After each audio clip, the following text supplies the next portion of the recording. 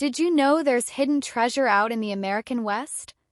Because I didn't, until it absolutely took over my personality. Welcome to Trailside Debacles, and more specifically, my very first solve to Beyond the Map's Edge treasure hunt. This is the part where curiosity turns into obsession and a simple question like, what if, becomes okay, but where exactly would someone hide a treasure? Some people unwind with TV. I apparently unwind by reading poems like they're coded messages from a very clever stranger and staring at maps like they owe me money. And that's how I ended up here, following clues, chasing ideas, and convincing myself that yes, this totally makes sense. So grab a map, grab a snack, and maybe lower your expectations just a bit because this is my first solve and we're heading beyond the map's edge together. So let's talk about the treasure, because that's the question everyone really wants answered. What's in it? Gold? Yes. Valuable? Absolutely. Life-changing? Potentially. Enough to make grown adults stare at maps for hours? Confirmed. But here's the thing, the treasure isn't just about what's inside the chest. It's about what it does to your brain. Suddenly you're Googling historical maps at midnight, rereading a poem like it personally wronged you, and saying sentences out loud like, no, but what if he meant this symbolically? Sure, there's real value in the box, coins, artifacts, things that would make your heart race if you ever cracked it open. But the real magic is what happens before that moment. The planning. The wondering. The road trips you didn't expect to take.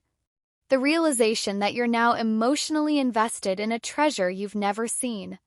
So yes, there's gold in the treasure. But the real prize is the adventure you accidentally signed up for and can't stop thinking about. One of the most intriguing things Justin ever said about the treasure is that the container itself is immediately recognizable. And the moment he said that, the internet did what it does best, spiraled. Suddenly everyone became a container expert.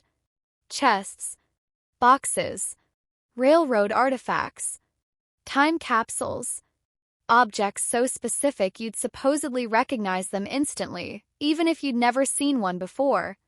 The theories are wild, creative, and honestly impressive. Some make total sense. Others make you go, okay, but how did we get there? I'll admit it, I've dabbled. I've stared at photos, chased ideas, and tried to reverse engineer what immediately recognizable actually means. And so far, I've come up short. No smoking gun. No aha moment. Just a growing suspicion that Justin knows exactly what he's doing and is enjoying every second of this. That said, I'm not walking away empty-handed. I do have an incomplete cipher tied to the container, one that I'll be releasing in an upcoming video. So if you want a shot at helping complete it, or at least arguing about it in the comments, hit subscribe so you don't miss it. Because if the container really is immediately recognizable, someone's going to recognize it first. Most important things Justin has shared, and honestly one of the easiest things to overlook, is why this treasure hunt exists in the first place. This wasn't just created for fun or fame. Justin started this hunt in honor of 4 souls who meant a great deal to him. And that changes everything. Because once you know that, the hunt stops being just about clever clues and cool locations. It becomes emotional, personal. Suddenly every potential solve has to pass a new test. Not does this fit the poem, but does this feel right? When you're standing on a trail or staring at a map, you have to ask yourself, would this place matter to Justin? Could these 4 souls belong here, symbolically, emotionally, historically? If the answer is no, then no matter how clever the solve looks on paper, something's off. That's why this information stays close. It's not something to rush past. It's something to sit with. Because the right location won't just line up logically, it will honor those 4 souls. And if they don't fit into your solve, then maybe your solve doesn't fit the treasure. Just a puzzle. It was a personality test disguised as a treasure hunt. The book isn't really for people who already know Justin. It's for the rest of us. It's basically Justin saying, here's how my brain works, good luck. And the more I read, the more I started thinking, wait a minute, this guy feels familiar. Railroad family? Check. Snowbird grandparents? Check. Loves the outdoors and wandering off the beaten path? Definitely check. Then came the stories, growing up in the 80s and 90s, and suddenly I wasn't just reading clues, I was nodding along like, yeah, that tracks. Somewhere between the nostalgia, the travel, and the way he sees places, I stopped trying to outthink the hunt and started trying to think like Justin. That's when it clicked. This wasn't about finding where a treasure could be hidden. It was about finding where Justin would hide it. And that's how I got pulled in, one shared memory, one familiar mindset, and one very sneaky treasure hunt at a time. Poem is the key. Key to what? The treasure. So how did I come up with my first solve? It all started March 27, 2025, when Netflix dropped Gold and Greed, The Hunt for Fenn's Treasure. I watched it and immediately thought, I need a hobby. And apparently my brain translated that into puzzles plus outdoors plus obsessing over hidden treasure in the American West. Healthy? Debatable. Fun? Absolutely. 4 days later, March 31st, I joined the Facebook group Beyond the Map's Edge Treasure Hunters, and for a while we all just sat there like kids on Christmas Eve waiting for our book orders to arrive. Then the books showed up and I swear it felt like holding gold. We were sitting on our couches flipping pages like, I can smell the treasure from here. The group basically exploded. Everyone immediately sprinted to Montana. Wisdom, Montana Maiden Rock. Big Hole River. And I was right there with them at first, nodding like, yes, yes, very Montana. But the more I watched solves fly by, the more I felt like I was just collecting other people's puzzle pieces. And I kept thinking, I need more than a word. I didn't want a that sounds good solve. I wanted a me solve. So I stepped back. Montana made sense, Grandpa Fitzwater, big influence, big history. But then I remembered something. Treasure hunting didn't start with Grandpa Fitzwater.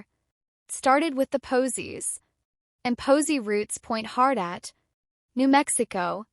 That's when I stopped chasing the crowd and started chasing the clues, at least the clues I thought were clues.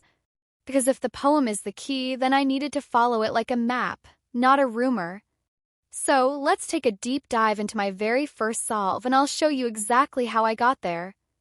Alright, let's talk about how I tackled the first stanza, because this is where my brain both clicked and slightly unraveled.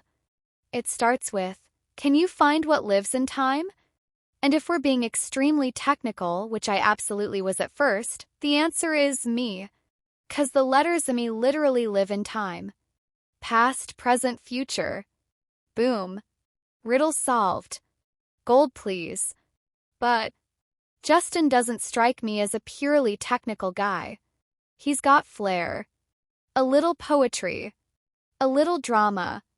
So I backed up and asked, what if time isn't a wordplay trick but a memory? That's when the rhythm hit me. Every 2 lines rhyme. Measured. Steady. Like a beat. Which means if Justin's being intentional, and let's be honest he is, then each pair of lines holds a memory. Not just words, moments. Then we get wisdom. Justin called his father wisdom. So when the poem talks about wisdom waiting in hidden sight, my brain immediately went, is he saying my father waits in shadowed sight? Because suddenly this isn't abstract, it's personal. And once I started following that thread, things lined up fast. Hand-drawn maps at Gracie Grail in Montana. Apache territories. The Dragoon Mountains in New Mexico. And then there's the gift shop in Alamogordo, his dad's personal crusade. A place he visited religiously, convinced one day there'd be Posey memorabilia. And now?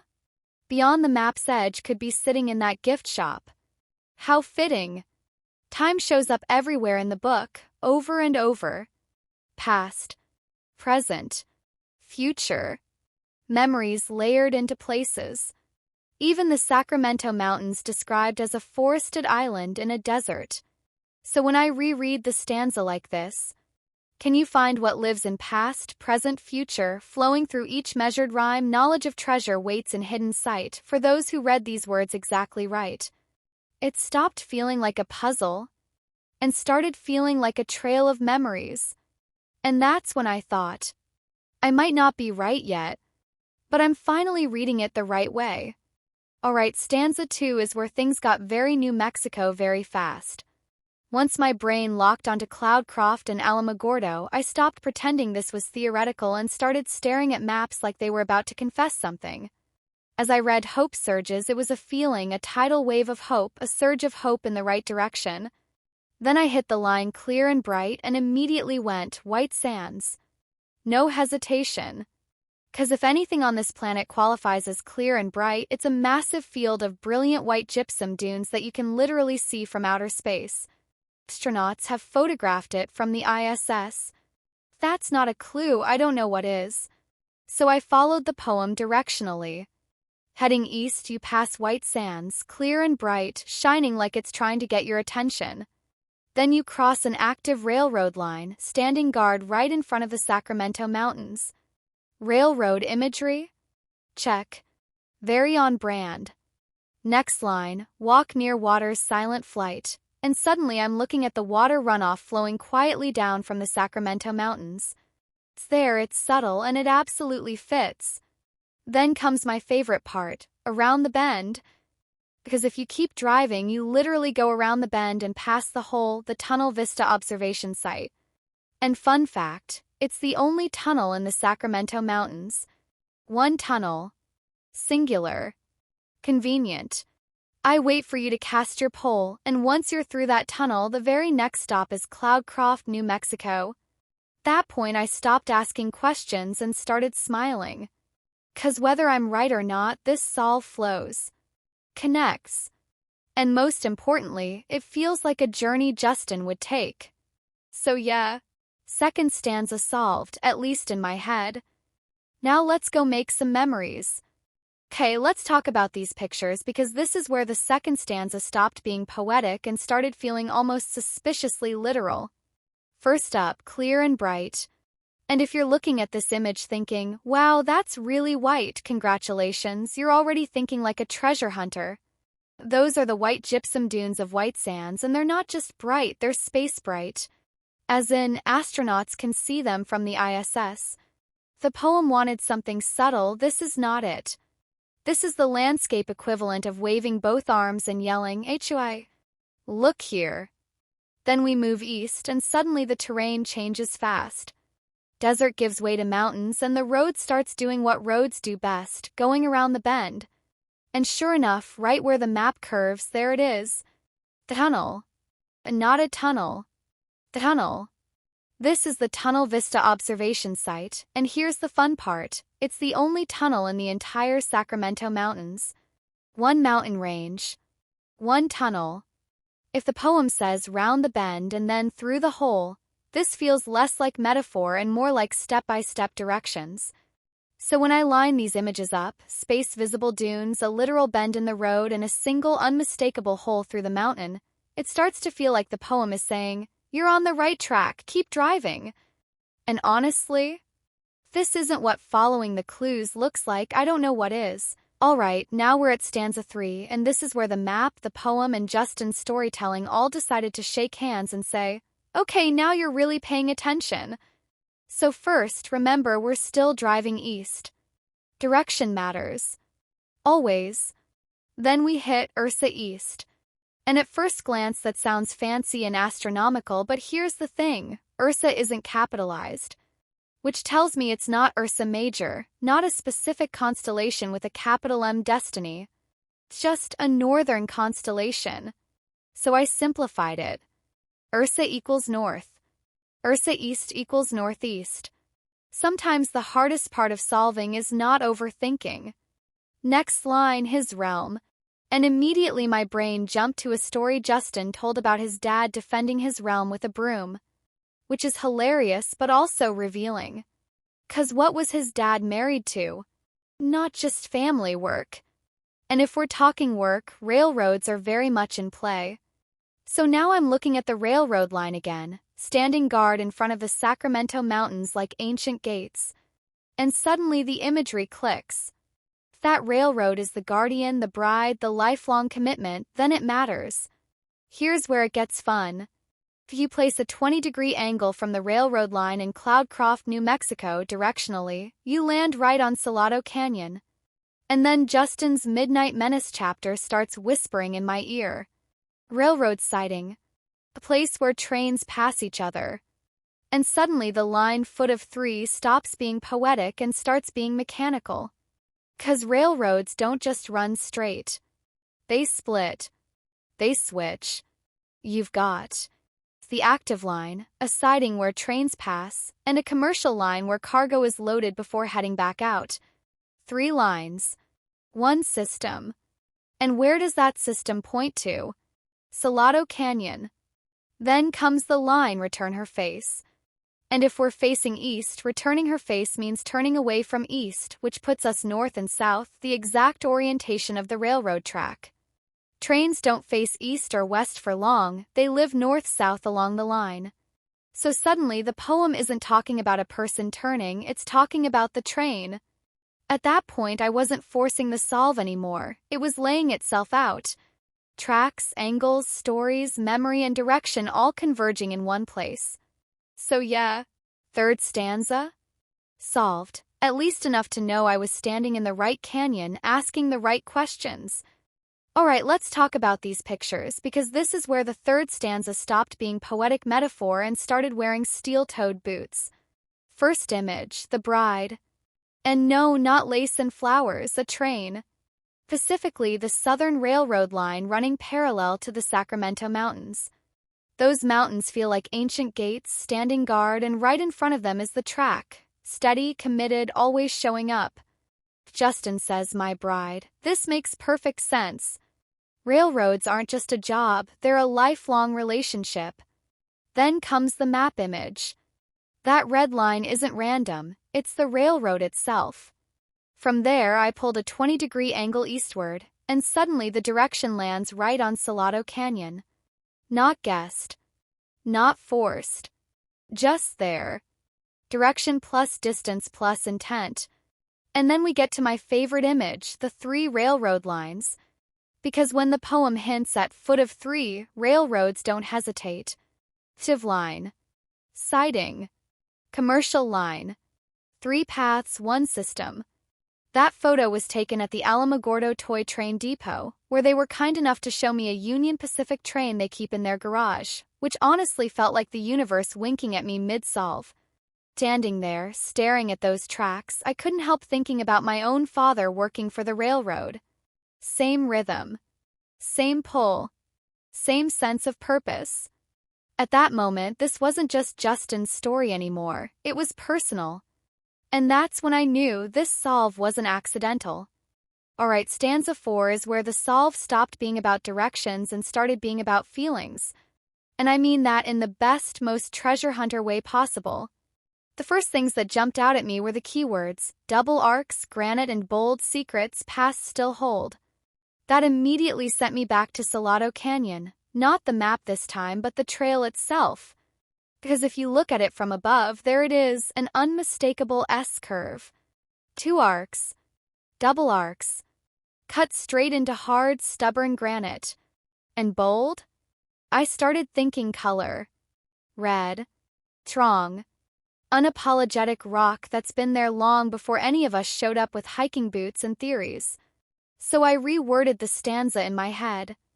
S-curve trail on Salado Canyon, where memories of the past still present, and suddenly everything else fell into place.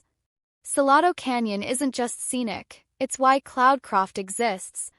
People needed relief from the heat. Wagons struggled. So a railroad was built to climb the mountain and give people respite.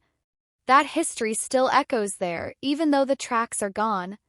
Or mostly gone. Because today, that old rail line lives on through the Rails to Trails effort, turning forgotten tracks into protected paths for hikers and wanderers. Same route. Same purpose. New chapter. Then comes Beyond the Reach and Time's Swift Race. And that's where the Lincoln National Forest matters. This land is protected. Progress can't just roll in and bulldoze memories. While cities grow and time races forward, this place holds its ground. And finally, wonder guards this sacred space. That one hit me right in the chest. Justin said it best. Childhood runs on wonder, not wisdom. This isn't just a hiding spot. It's a place from his past. A sacred space he carries with him. Somewhere he ran as a kid where imagination mattered more than answers. So stanza 4 wasn't asking me to find something new. It was asking me to recognize something preserved. And standing there on that S-curve on that granite trail surrounded by history, memory, and quiet, I realized this isn't just where the treasure could be. This is where it belongs. Alright, these pictures? This is stanza 4 in visual form, and honestly, they do most of the talking for me. First, the map. From above, the trail isn't subtle at all. There it is, an unmistakable S-shape carved right into the land. 2 arcs. Double arcs. You don't have to squint or imagine it, the canyon literally draws it for you. If the poem wanted us to find double arcs, Salado Canyon clearly understood the assignment. Then we get boots on the ground. Granite everywhere, hard, layered, stubborn rock that's been holding on to secrets longer than any of us have been alive. And not just granite, red granite. Bold. Loud. Impossible to ignore. This isn't soft scenery, it's a place that remembers. The old photos? That's where it really hits. His memories climbing, exploring, poking around like the world is theirs to discover. No rush. No destination. Just wonder. Exactly what Justin talks about, childhood running on wonder, not wisdom. These aren't just hikers, they're memories frozen in motion. Then there's the waterfall at Bridal Veil Falls, thin streams slipping down the rock face. Quiet. Persistent. Blurring the line between past and present. Proof that time passes, but not everything disappears. And finally, the trailhead sign. Salado Canyon. Simple. Honest. Protected. Sitting inside the Lincoln National Forest, where progress has to slow down and leave room for history to breathe. When I put all these images together, the stanza stops being abstract. This isn't about finding any place.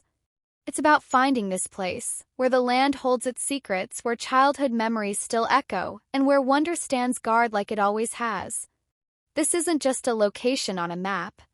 It's a sacred space. Alright, stanza 5 is hands down my favorite because this is where the poem stops pointing outward and starts talking directly to us. Keywords alone feel like a confession. Truth, rests, clever minds, tangled, twisted, constant flow, seek and know. This stanza isn't hiding anymore, it's reflecting. Justin talks a lot about the Spanish conquistadors, Victorio Peak, Forrest Fenn, all these legendary hunts powered by clever minds and big promises. And every one of them? Complicated. Tangled. Twisted. Full of theories stacked higher than suspicious rock piles. Lots of obsession. Lots of effort. And in the end, no treasure found but plenty of stories.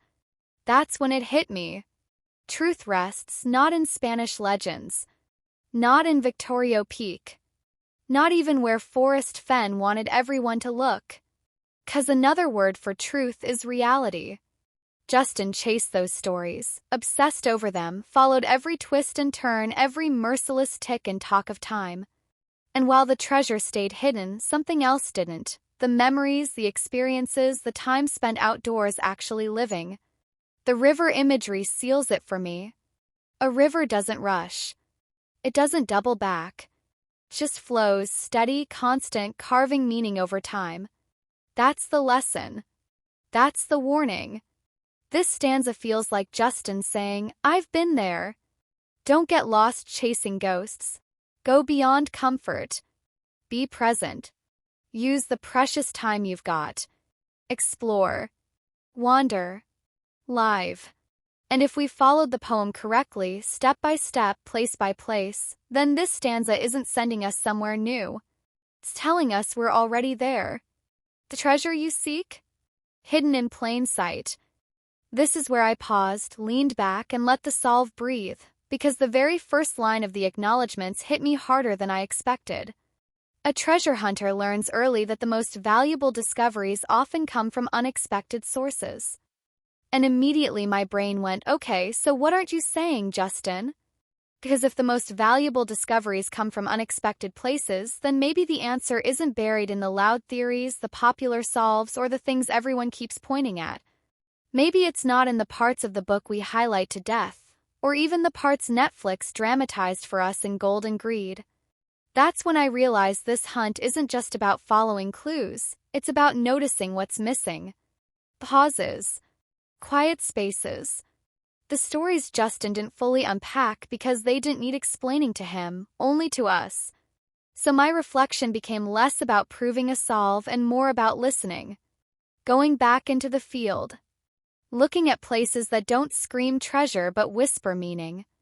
Because maybe the real clue isn't something Justin wrote, it's something he assumed we'd figure out on our own. And that's the twist I love most. Because if treasure hunting teaches you anything, it's this.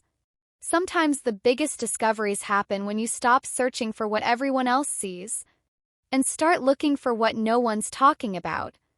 Before I grab my boots, a map, and wildly overcommit to a theory, I run the checklist. This is my sanity filter. Not a rule book, more like a let's not do something ridiculous guide. 'Cause not every box has to be checked, but if none of them are, we may want to step back from the corkboard. First, where are we? American West? Public land? Not private property? Great. Till legal, still breathing. Next, can a normal human get there? Foot traffic only, no rappelling, no caves, no underwater nonsense. If it requires scuba gear or a GoPro helmet, I'm out. Then we get into the fun stuff, clues and mechanics. Consecutive flow. Clock times. Checkpoints. Technical ciphers. Railroad switch locks. Faces, realms, brides, all the weird words that made us pause mid-sentence and go, wait, what? I also ask, can dogs go? Is it open 24/7? Is it within a mile from parking? And most importantly, does it feel like a kitchen-sized search area, not a full-scale expedition? If a solve lines up logically and emotionally, and doesn't require a helicopter, I'm listening. This checklist doesn't solve the hunt, but it keeps me honest. Got something I should add? Drop it in the comments because the best solves are built together. And that's it, that's my first complete solve laid out, talked through, and lovingly overthought from start to finish. If you made it this far, thank you for hanging out with me on this adventure. I hope you enjoyed the journey as much as I enjoyed chasing it, maps, memories, rabbit holes, and all. If you feel like I earned it, I'd love for you to hit subscribe so we can keep in touch as this hunt continues. There's an incomplete cipher coming up next, yes, it's still bugging me, and another full solve already forming in the back of my mind. Treasure's still out there. The story's still unfolding. And I'm definitely not done yet. Until the next clue, happy hunting.